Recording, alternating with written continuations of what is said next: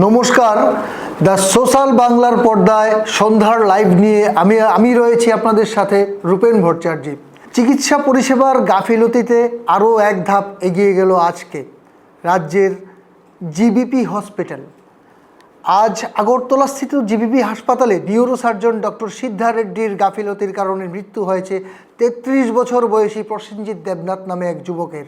মৃত যুবকের বাড়ি জুলাইবাড়ি স্থিত শান্তিনিকেতন পাড়ায়। ঘটনার সুস্থ বিচারের দাবিতে রাজ্যের মুখ্যমন্ত্রী ডক্টর প্রফেসর মানিক সাহার দৃষ্টি আকর্ষণ করেছেন মৃতর পরিবার।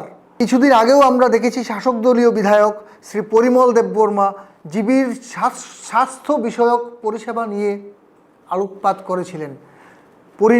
পরিণতি এখন পর্যন্ত নিটফল জিরো।